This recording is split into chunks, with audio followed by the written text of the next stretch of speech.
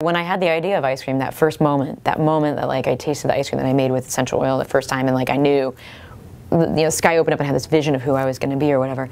One of the reasons that I understood the vision that I had back then, which is still the same vision I have now, is because I studied perfume. I really wanted to be a perfumer.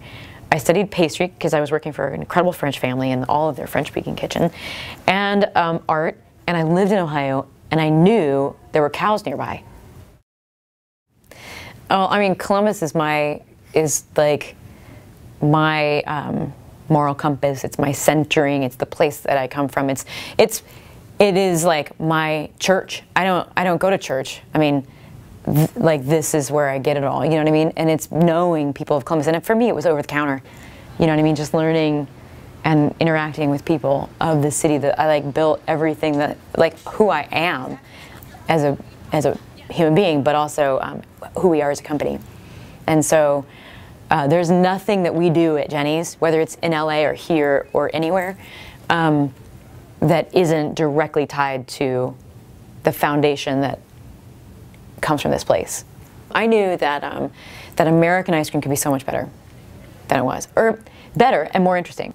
And then over time, by the time I got to the second business, Jeni's, and I started really pushing and whatever, I had this idea that we would be the standard of American ice cream, that we would become the standard of American ice cream, that this company that we were doing, and that it wasn't, that we were going to be the new standard for American ice cream. And of course, it takes a long time to iron out all the details about that or whatever, but that's exactly the same thing that we're doing right now, every day.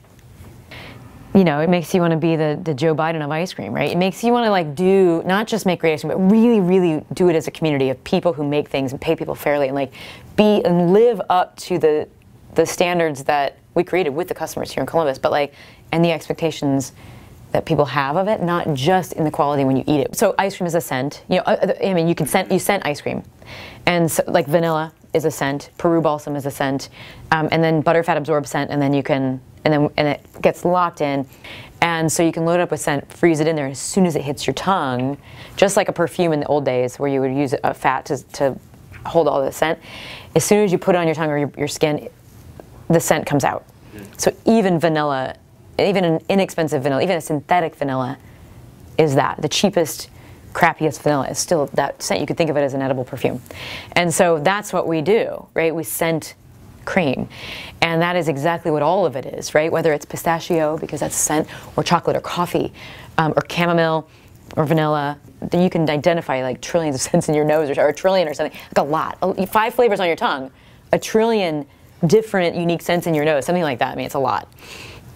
So we can do so much with ice cream that we can't do with other things because you can keep those very pure. As chefs and as food people and culinary people, like, we haven't even begun to scratch the surface of the kinds of scents and kinds of ice cream we can make that are really beautiful and good and worth it, worth the effort. I mean, we created a cocoa, coffee, vanilla bean trade, sugar, bananas. Like, we created that in the world, and even like saffron and some other, and then of course the spice trade or whatever. But there's more. And that's where I'm going, where we're going to keep finding those ingredients around the world and telling those stories through ice cream or whatever.